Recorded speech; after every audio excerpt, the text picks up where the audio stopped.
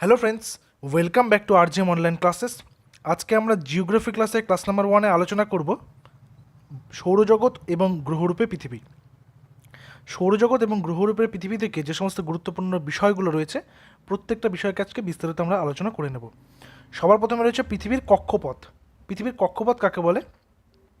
পৃথিবী যে নির্দিষ্ট পথে সূর্যকে পরিক্রম করে তাকে পৃথিবীর কক্ষপথ বলে।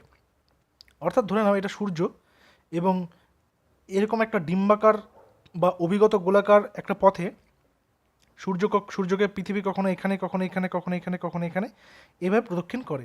এবং আমরা যখন ম্যাপিংটা করব, এটা হচ্ছে পূর্ব, এটা হচ্ছে উত্তর, এটা পশ্চিম, এটা দক্ষিণ, তখন এই যে পৃথিবীটা সেটা কিন্তু নিজের চারিদিকে পশ্চিম থেকে পূর্ব দিকে ঘুরতে ঘুরতে এইভাবে কিন্তু প্রদক্ষিণ করতে থাকে সূর্যকে। পরের প্রশ্ন হচ্ছে পৃথিবীর কক্ষতলটা কি? কক্ষপথ আমরা জানলাম, এবার কক্ষতল সম্পর্কে জানবো।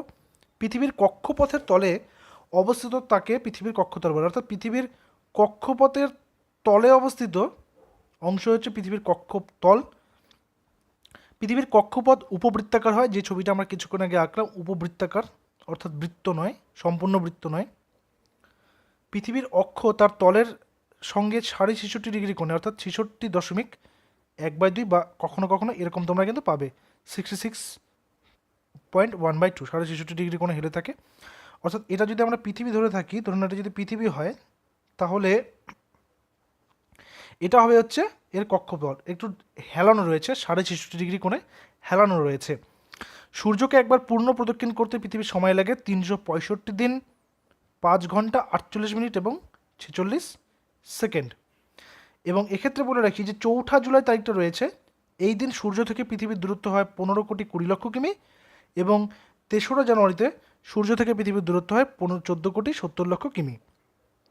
অর্থাৎ এটাকে যদি আমরা ছবির আকারে বোঝার চেষ্টা করি, এটা যদি সূর্য হয় এবং এটা যদি পৃথিবীর কক্ষপথ হয়ে থাকে, তাহলে মনে করো যে পৃথিবী কখনো এখানে অবস্থান করে, আবার কখনো এখানে অবস্থান করে।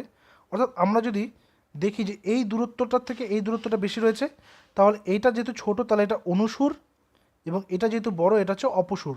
এই অপসুর দেখা যায় কবে? অপসুর দেখা যায় 4 জুলাই। আর অনুসুর দেখা যায় কবে? অনুসুর দেখা যায় হচ্ছে 3রা জানুয়ারি। অপসুরের দূরত্ব থাকে প্রায় 15,20,00,000 কিমি, এবং অনুসুরে থাকে দূরত্ব 14,70,00,000 কিমি। এটা কিন্তু প্রায় ধরা হয়েছে। পৃথিবীর বার্ষিক গতির ফলাফলটা কি রয়েছে? বার্ষিক গতি, আহ্নিক গতি, দুটো গতি রয়েছে। একটা আহ্নিক গতি মানে পৃথিবী যখন নিজের চারিদিকে ঘুরছে, একদিন লাগছে সময় 24 ঘন্টা, সেটা আহ্নিক গতি। বার্ষিক গতি মানে হচ্ছে নিজের চারিদিকে ঘুরতে ঘুরতে পৃথিবী যখন সূর্যকে প্রদক্ষিণ করছে, অর্থাৎ 365 দিন 5 ঘন্টা 48 মিনিট 46 সেকেন্ড যে সময়টা লাগছে। বার্ষিক গতির ফলে দিন রাত্রির হ্রাস বৃদ্ধি হয়, ঋতু পরিবর্তন হয়। 21শে মার্চ ও 23শে সেপ্টেম্বর দিন দুটিতে পৃথিবীর সর্বত্র দিন রাত্রি সমান হয়। দিন রাত্রি সমানকে বলা হয়েছে বিষুব। বিষুব কথার অর্থ হচ্ছে দিন রাত্রি কি সমান, ঠিক আছে? বিষুব মানে হচ্ছে দিন রাত্রি সমান থাকবে। এবং দুটো বিষুবের কথা বলা হচ্ছে, একটা 21শে মার্চ, একটা 23শে সেপ্টেম্বর। 21শে মার্চ হচ্ছে মহাবিষুব বা বসন্তকালীন বিষুব, এবং 23শে সেপ্টেম্বর হচ্ছে জলবিষুব বা শরৎকালীন বিষুব। বিষুব কথার অর্থ হচ্ছে সমান, অর্থাৎ দিনরাত্রি সমান। বলা হয়েছে 21শে জুন উত্তর গোলার্ধে সব থেকে বড় দিন হয়, এই দিনটাকে কর্কট সংক্রান্তি বলা হয়। 22শে ডিসেম্বর দক্ষিণ গোলার্ধে সব থেকে বড় দিন হয়, এই দিনটাকে মকর সংক্রান্তি বলা হয়ে থাকে। নিরক্ষরেখার উপর দিনরাত্রির দৈর্ঘ্য সারা বছরই সমান হয়। 21শে মার্চের পর 23শে সেপ্টেম্বর পর্যন্ত উত্তরের মেরু অঞ্চলে একটানা 6 মাস থাকে, এবং তারপরে দক্ষিণ মেরু পর্যন্ত একটানা 6 মাস থাকে। একে বলা হয় উত্তরায়ণ এবং দক্ষিণায়ন, ঠিক আছে? তারপরে আসবো নিশীথ সূর্যের দেশ, অর্থাৎ যেখানে রাতের বেলা তো সূর্য দেখা যাবে।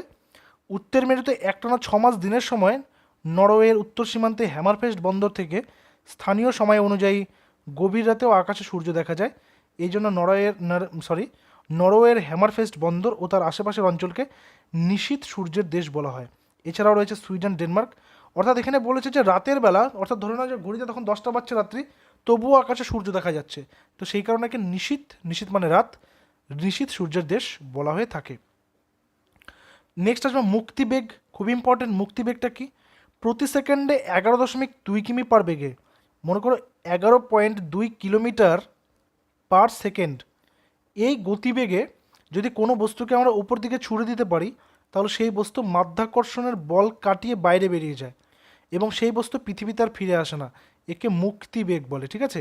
অর্থাৎ আমরা যদি উপরে কোনো পাথর ছুঁড়ে দিই তাহলে সেটা তো আবার পৃথিবীতে ফিরে আসবে, কিন্তু সেটা যদি আমরা কোনো যন্ত্রের সাহায্যে 11.2 কিলোমিটার/সেকেন্ড, অর্থাৎ যে জিনিসটা 1 সেকেন্ডে 11.2 কিমি গতিবেগে উপরে উঠতে পারবে, সেরকম কোনো বস্তু থাকলে সেটা কিন্তু মাধ্যাকর্ষণ শক্তির কাটিয়ে বেরিয়ে চলে যায়। এবং এই মাধ্যাকর্ষণ শক্তি কাটিয়ে যে চলে যাচ্ছে মুক্তিবেগ বলা হচ্ছে, এই মুক্তিবেগকে কাজে লাগিয়েই কিন্তু মহাকাশে রকেট পাঠানো হয়ে থাকে। পরবর্তী অংশে রয়েছে ঋতু পরিবর্তনের কারণ কি। পৃথিবীর অভিগত গোলক আকৃতি, পৃথিবীর আবর্তন গতি, অর্থাৎ পৃথিবীর ঋতু পরিবর্তনের জন্য পৃথিবীর অভিগত গোলাকার আকৃতি হয়েছে, পৃথিবীর আবর্তন গতি রয়েছে, পৃথিবীর পরিক্রমণ গতি রয়েছে, পৃথিবীর উপবৃত্তাকার কক্ষপথ রয়েছে, পৃথিবীর মেরুদণ্ডের তার কক্ষপথের 66.5 ডিগ্রি কোণে হেলে রয়েছে। অর্থাৎ এই সমস্ত কারণগুলোর জন্য ঋতু পরিবর্তন হয়ে থাকে। তাই তো 6টা ঋতুর কথা উল্লেখ পাওয়া যায়, কিন্তু এক্সট্রিমলি আমরা যেহেতু আমাদের দেশ যেহেতু মডারেট ওয়েদার নাতিশীতোষ্ণ, তাই এখানে কিন্তু 4টা ওয়েদারকে খুব বেশিভাবে এক্সপিরিয়েন্স করা যায়, বাকি দুটো ওয়েদার কিন্তু অন্যান্য ওয়েদারের মধ্যে দিয়েই পার হয়ে যায়। তো এখানে কি কি বলা হয়েছে, পৃথিবীর অভিগত গোলাকারের জন্য হয়, পৃথিবীর আবর্তন গতির জন্য হয়, পৃথিবীর পরিক্রমণ গতি বা বার্ষিক গতির জন্য হয়, উপবৃত্তাকার কক্ষপথের জন্য হয়, মেরুদণ্ডের 66.5 ডিগ্রি কোণে হেলে থাকার জন্য কিন্তু ঋতু পরিবর্তন হয়ে থাকে। এবার আরও একটি ইম্পর্টেন্ট টপিক আমরা দেখব, সেটা হচ্ছে সৌরজগৎ, সোলার সিস্টেম যেটা রয়েছে। আমাদের সৌরজগৎটি একটি তারা, তারাটার নাম কি সূর্য, 8টি গ্রহ, অগণিত ছোট সংস্থা যেমন গ্রহাণু, ধূমকেতু দ্বারা গঠিত। গ্রহাণু মানে কি, যেটা অ্যাস্ট্রয়েড বেল্টস বলা হচ্ছে, অর্থাৎ যেটা হচ্ছে বুধ, শুক্র, পৃথিবী, মঙ্গল, এর পরে একটা বেল্ট থাকে, তারপরে কি রয়েছে বৃহস্পতি, শনি, ইউরেনাস, নেপচুন, তাই তো। তো এই বুধ, শুক্র, পৃথিবী, মঙ্গল, এই গ্রহগুলোর পরে একটা অ্যাস্ট্রয়েড বেল্টস থাকে, তারপরে রাক্ষসী গ্রহগুলো থাকে। এই 4টা গ্রহকে রাক্ষসী গ্রহ কিন্তু বলা হয়ে থাকে। আমাদের সৌরজগৎ মিল্কি ওয়ে গ্যালাক্সিকে কেন্দ্র করে 828,000 কিলোমিটার বেগে প্রদক্ষিণ করছে, অর্থাৎ 8,28,000 কিলোমিটার বেগে। আমরা গ্যালাক্সির 4টি সৌরপিল বাহুতে রয়েছি। গ্যালাক্সিটি সেন্টারের চারদিকে একটি কক্ষপথ সম্পূর্ণ করতে আমাদের সৌরজগতে প্রায় 230 মিলিয়ন বছর সময় লাগে। 3 ধরনের ছায়াপথ রয়েছে, একটা উপবৃত্তাকার, একটা সৌরপিল এবং একটি অনিয়মিত। আমরা রয়েছি কোথায়, একটি সৌরপিল ছায়াপথে, তাই না, সৌরপিল বাহুতে রয়েছে আমরা। মিল্কি ওয়ে বা ছায়াপথ একটি সৌরপিল ছায়াপথ, আমাদের যেটা হচ্ছে আকাশগঙ্গা আমাদের ছায়াপথের নাম। আমাদের সৌরজগতের গ্রহগুলি এমনই কিছু গ্রহ, গ্রহাণুপুঞ্জ, কক্ষপথে 150টিরও বেশি উপগ্রহ ধারণ করে থাকে। পরবর্তী হচ্ছে বুধ। প্রত্যেকটা গ্রহ সম্পর্কিত এখানে তথ্য রয়েছে। বুধ প্রথম গ্রহ, বুধ গ্রহের সূর্যের সবথেকে কাছে রয়েছে এবং সৌরজগতের সবথেকে ক্ষুদ্রতম এই গ্রহটি, এর কোনো উপগ্রহ নেই। সংঘর্ষ খাত ছাড়া এর একমাত্র জানা ভৌগোলিক ফিচার হচ্ছে লতিযুক্ত রিজ বা রূপ। ইতিহাসের প্রথম দিক থেকে যখন গ্রহের সংকোচন চলছিল তখন এগুলো সৃষ্টি হয়েছে বলে ধারণা করা যায়। গ্রহের সংকোচন বলতে সূর্য থেকে ছিটকে গিয়ে বিভিন্ন অংশগুলো ধীরে ধীরে তাপ বিকিরণ করে শীতল হয়ে, কঠিন হয়ে, শক্ত হয়ে এগুলো গ্রহগুলো তৈরি করেছে। বুধের বায়ুমণ্ডল অতি নগণ্য, যার প্রধান উপাদান সৌরজগতের প্রভাবে পৃষ্ঠ থেকে সজোরে উৎক্ষিপ্ত পরমাণু। এর তুলনামূলক বড় লৌহকেন্দ্র এবং সৌর ম্যান্টেলের ব্যাখ্যা এখনও পর্যন্ত পাওয়া যায়নি। বিভিন্ন অনুকল্পে বলা হয়েছে এটি বড় সংঘর্ষের মাধ্যমে গ্রহটির বহিঃস্তর ছিন্নভিন্ন হয়ে মহাকাশে বিলীন হয়ে গেছে এবং নিকটবর্তী সূর্যের শক্তির প্রভাবে এর কোনো বিবৃতিও ঘটেনি। ঠিক আছে, এটি 88 দিনে সূর্যকে একবার প্রদক্ষিণ করতে পারে। 88 দিন দরকার পড়ে এর একবার প্রদক্ষিণ করতে। এরপরে রয়েছে শুক্র গ্রহ। শুক্র গ্রহ আকারে হচ্ছে 0.13 পার্থিব ভর, প্রায় পৃথিবীর সমান, এবং একে কিন্তু যমজ গ্রহ বলা হয়ে থাকে কারণ পৃথিবীর মতনই হয়ে থাকে এটি। সূর্য থেকে এর দূরত্ব 0.7 AU। পৃথিবীর পৃথিবীর মতো এই গ্রহের ম্যান্টেল সিলিকেট দ্বারা ও কেন্দ্রভাগ লৌহ দ্বারা গঠিত। এর বায়ুমণ্ডল বেশ পুরু হয় এবং ভেতরের অংশে বিভিন্ন ভূতাত্ত্বিক ক্রিয়া প্রতিক্রিয়ার প্রমাণ পাওয়া গেছে। অবশ্য গ্রহটি পৃথিবীর তুলনায় অনেক শুষ্ক এবং বায়ুমণ্ডলে আমাদের থেকে 90 গুণ বেশি ঘন। এরও কোনো প্রাকৃতিক উপগ্রহ নেই। পৃষ্ঠের তাপমাত্রা 400°C হওয়ায় এই সৌরজগতের সবথেকে উত্তপ্ত। বায়ুমণ্ডলে প্রচুর পরিমাণে গ্রিনহাউস গ্যাস থাকার কারণে এই তাপমাত্রা এত বেশি হয়ে থাকে। বর্তমানে সেখানে কোনো ভূতাত্ত্বিক ক্রিয়া সংঘটিত হয় বলে সুস্পষ্ট প্রমাণ পাওয়া যায়নি, কিন্তু উল্লেখযোগ্য যে পুরুত্বের বায়ুমণ্ডল ধরে রাখার জন্য প্রয়োজনীয় চৌম্বক ক্ষেত্র নেই তার। এ থেকে বোঝা যায় আগ্নেয়গিরি অগ্নুৎপাতের মাধ্যমে এর বায়ুমণ্ডলের নিয়মিত পূর্ণ হতে থাকে। এর ফলে চৌম্বক ক্ষেত্রের অপ্রতুলতা কাটিয়ে উঠে যাওয়া 59 দিনে একবার পৃথিবীকে প্রদক্ষিণ করে এটি পৃথিবীর যমজ গ্রহ। এখানে একটা বিশেষ করে যেটা সবথেকে গুরুত্বপূর্ণ সেটা হচ্ছে এর উল্লেখযোগ্য পুরুত্বের বায়ুমণ্ডল ধরে রাখার কিন্তু ক্ষমতা নেই। যেমন পৃথিবীর চারদিকে রয়েছে, পৃথিবীর চারদিকে কিন্তু বায়ুমণ্ডলকে ধরে রাখতে পারে, কিন্তু এর কিন্তু সেই ক্ষমতাটা নেই। নেক্সট হচ্ছে পৃথিবী, যেটা আমাদের গ্রহ, যেটা আমাদের বাসস্থান। পৃথিবী সৌরজগতের ভেতরের অংশে সবথেকে ঘন এবং বড় গ্রহ। এটি এই অঞ্চলের একমাত্র গ্রহ যাতে বর্তমানেও ভূতাত্ত্বিক ক্রিয়া প্রতিক্রিয়া চলছে। এটা আমাদের জানা একমাত্র গ্রহ যাতে জীবনের অস্তিত্ব রয়েছে। এর তরল জলমণ্ডল সৌরজগতের ভেতরের অংশের অন্যান্য। এটি একমাত্র গ্রহ যাতে গ্রহ টেকটনিক পর্যবেক্ষণ করা যায়। পৃথিবীর বায়ুমণ্ডল অন্যান্য যে কোনো গ্রহ থেকে অনেক ভিন্ন। এখানে 21% অক্সিজেন থাকার কারণেই জীবনের বিকাশ ঘটা সম্ভব হয়েছে। 21% অক্সিজেন রয়েছে এবং সবথেকে বেশি রয়েছে কি নাইট্রোজেন। এর একটি মাত্র প্রাকৃতিক উপগ্রহ রয়েছে যার নাম হচ্ছে চাঁদ বা মুন। সৌরজগতের অন্য কোনো পার্থিব গ্রহের এত বড় উপগ্রহ নেই। মঙ্গল, এরপর হচ্ছে মঙ্গল। মার্স কী রয়েছে? মঙ্গল হচ্ছে পৃথিবী ও শুক্রের থেকে ছোট। এর একটি পাতলা বায়ুমণ্ডল আছে যা মূলত কার্বন ডাইঅক্সাইড দিয়ে তৈরি। পৃষ্ঠতলে প্রচুর সংখ্যক আগ্নেয়গিরি যেমন অলিম্পাস মন্স রয়েছে। এছাড়াও রয়েছে কি ফাটল উপত্যকা যেমন ভ্যালিস মেরিনাস পরিপূর্ণ। এ থেকে বোঝা যায় যে এর ভূতাত্ত্বিক ক্রিয়া প্রতিক্রিয়া খুব বেশি দিন আগে থেমে যায়নি। লৌহ সমৃদ্ধ মাটিতে মরিচা পড়ার কারণে গ্রহটির রং লাল। মঙ্গলের দুটি ছোট ছোট উপগ্রহ রয়েছে যার নাম হচ্ছে ডিমোস আর ফোবস। ধারণা করা যায় যে মঙ্গল অনেক আগে কোনো গ্রহ বা গ্রহাণুকে নিজ মহাকর্ষের বন্ধনে বেঁধে ফেলেছিল এবং এভাবে উপগ্রহগুলোর সৃষ্টি হয়েছে। সূর্যকে প্রদক্ষিণ করতে মঙ্গলের সময় লাগে 687 দিন। এরপর হচ্ছে গ্রহরাজ বৃহস্পতি, অর্থাৎ গ্রহদের মধ্যে সবথেকে বড়, সবথেকে ভীমকায় হচ্ছে বৃহস্পতি। বৃহস্পতি গ্রহদের ভর 318 গুণ পৃথিবীর থেকে বেশি। বহিস্থ গ্রহের সম্মিলিত ভরের তুলনায় সে 2.5 গুণ বেশি ভারী হবে। গ্রহটি মূলত হাইড্রোজেন ও হিলিয়াম দিয়ে গঠিত হয়েছে। তীব্র অভ্যন্তরীণ তাপের কারণে এর বায়ুমণ্ডলে বেশ কিছু অর্ধস্থায়ী বৈশিষ্ট্য সৃষ্টি হয়, যার মধ্যে আছে মেঘের ব্যান্ড ও বিরাট লোহিত কলঙ্ক। আমাদের জামানাতে এই গ্রহের 67টি, আমাদের জামানা বলতে আমাদের সময়ে এই গ্রহে 67টি উপগ্রহ রয়েছে। 4টি বড় বড় উপগ্রহ যেমন গ্যানিমেড, ক্যালিস্টো, আইও এবং ইউরোপা অনেকটা পার্থিব গ্রহগুলোর মতোই, কারণ এই উপগ্রহগুলোতে অগ্নুৎপাত ও অভ্যন্তরীণ তাপ বৃদ্ধির মতো ভূতাত্ত্বিক ক্রিয়া প্রতিক্রিয়া ঘটে। সৌরজগতের বৃহত্তম উপগ্রহ গ্যানিমেডের আকার বুধ গ্রহ থেকেও কিন্তু বড়।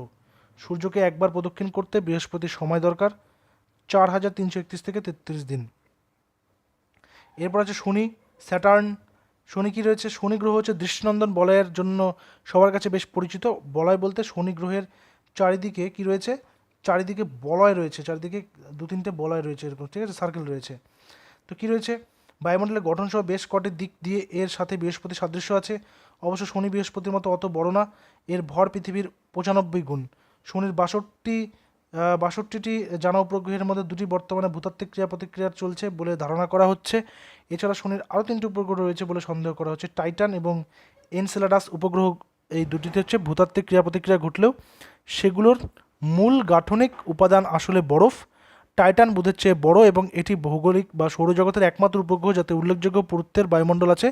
একবার সূর্যকে প্রদক্ষিণ করতে শনির সময় লাগে 29 বছরের, পৃথিবীর হিসাব অনুযায়ী 29 বছর। এবারে রয়েছে ইউরেনাস। ইউরেনাসের মধ্যে রয়েছে ইউরেনাসের ভর পৃথিবীর 14 গুণ বেশি, কিন্তু বহিস্থ গ্রহগুলোর মধ্যে সবথেকে হালকা। এই গ্রহের নিজ অক্ষের চারদিকে পরিভ্রমণ অক্ষ সূর্যের চারদিকে আবর্তন অক্ষের প্রায় সমতলে অবস্থিত। এ কারণে সেখানে কোনো ঋতু পরিবর্তনই ঘটে না। এর অ্যাক্সিয়াল টিল্ক ও ভূকক্ষের মধ্যবর্তী কোণ 90 ডিগ্রির চেয়ে বেশি হয়। অন্যান্য গ্যাস দানবের চেয়ে এর কেন্দ্রের তাপমাত্রা কম বলে সে মহাকাশে তুলনামূলক কম তাপ বিকিরণ করে। এর জানা উপগ্রহের সংখ্যা হচ্ছে 27টি। এর মধ্যে বড় উপগ্রহ হচ্ছে টাইটানিয়া, ওবেরন, আম্ব্রিয়েল, এরিয়েল ও মিরান্ডা। সূর্যকে একবার প্রদক্ষিণ করতে সময় লাগে পৃথিবীর সময় অনুযায়ী 84 বছর। এরপরে চলে আসবো আমরা নেপচুন। নেপচুনকে বলা হয়েছে নেপচুন আকারে ইউরেনাসের চেয়ে কম হলেও ভর তার থেকে অনেক বেশি থাকে। ইউরেনাসের ভর পৃথিবীর 14 গুণে নেপচুনের 17 গুণ বেশি হয়। এই কারণে নেপচুনের ঘনত্ব তুলনামূলক বেশি। এটি তুলনামূলক বেশি তাপ বিকিরণ করে, তবে এই বিকিরণের পরিমাণ বৃহস্পতি বা শনির থেকে কম। নেপচুনের জানা উপগ্রহের সংখ্যা 14। এর মধ্যে সবথেকে বড় টাইটান ভূতাত্ত্বিকভাবে সক্রিয়। এই উপগ্রহে উষ্ণ প্রস্রবণ ও তরল নাইট্রোজেন থাকে। টাইটান একমাত্র বড় এর হচ্ছে উপগ্রহ যার প্রতীপ কক্ষপথ রয়েছে। নেপচুনের কক্ষপথে বেশ কিছু ক্ষুদ্র গ্রহ আছে সেগুলোকে নেপচুন ট্রোজান এই নামে পরিচিত। নেপচুনের কি মাতৃগ্রহের সাথে কী রয়েছে, রোজানান্সে আবর্তন করেছে পৃথিবীর বছর হিসেবে সূর্যকে একবার প্রদক্ষিণ করতে সময় লাগে 168.8 বছর। ঠিক আছে, তো এই ছিল আমাদের আজকের গ্রহরূপে পৃথিবী এবং সৌরজগৎ সংক্রান্ত বিভিন্ন তত্ত্ব। আমরা সেকেন্ড ক্লাসে প্রাকৃতিক ভূগোলটা আমরা আগে কমপ্লিট করবো, তারপরে আমরা কিন্তু আঞ্চলিক ভূগোলে প্রবেশ করব। ঠিক আছে।